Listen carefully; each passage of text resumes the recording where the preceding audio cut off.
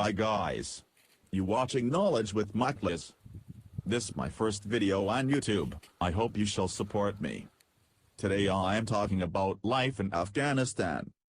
Religion has long played a paramount role in the daily life and social customs of Afghanistan. Even under the Mujahideen leaders, Afghanistan appeared to be on a course of Islamization. The sale of alcohol was banned, and women were pressured to cover their heads in public and adopt traditional Muslim dress.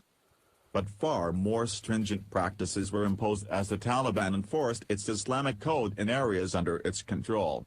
These measures included banning television sets and most other forms of entertainment. Men who failed to grow beards and leave them untrimmed were fined and jailed, full beardedness being perceived by extremists as the mark of a Muslim, and little mercy was shown to convicted criminals. These and other policies were not widely popular, and the Taliban was subject to reproach at home and abroad for its inability to build a national administrative structure. But, in the absence of viable alternatives, most Afghans appeared to accept Taliban dictates for the more orderly society it brought. As 2022 begins, most people in Afghanistan don't have enough food to eat.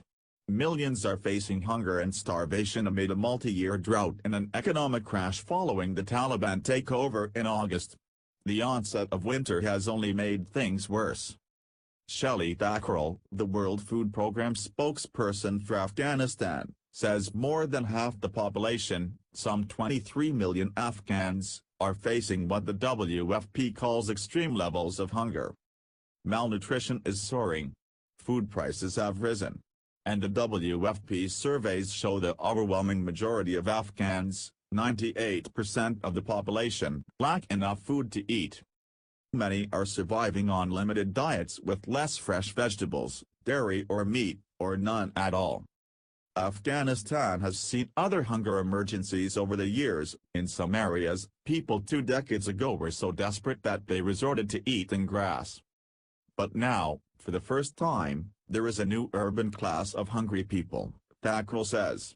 Afghans who've lost their jobs and never imagined they'd go hungry are scrounging and standing in line for food aid. Thakral says the WFP is boosting its distribution of food rations such as wheat, flour, oil, salt and pulses in these $2.6 billion, or $220 million per month, to keep Afghans fed in the year ahead.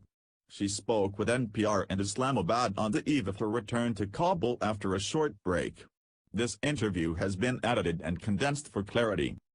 Scope of the hunger crisis in Afghanistan now. We're going into 2022 looking at this massive figure of 23 million people who are food insecure. And what we've seen in 2021 is a country that's been devastated by drought, the worst drought in 30 years. So that's really sapped livelihoods in rural areas. Conflict that's been raging and ongoing has forced migration. And the economic crisis, which has just slipped further and further into total disarray, given the events of August 15, when the Taliban took over. We're also seeing a new urban class of hungry people. So before, if you went to some of these more trading cities, the Mazar-e-Sharifs, the Herats, the Kabuls, people were trading, were moving, there was a lot more sort of functioning livelihoods and liquidity. And this has just ground to a halt.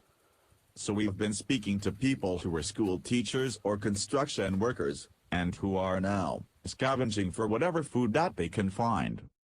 It's hitting more people now because of the urban centers, because of the number of people who are without jobs and facing a food crisis, probably for the first time in their lives. Onset of winter affected the situation? This is all just building up and building up. So it's winter, it's really cold. The snow has started to fall in cities. And when that layer of snow comes, then comes this brutal kind of bitter cold, and families tell you, we're afraid of poverty, we're afraid of the winter, and we want to leave because our country is broken.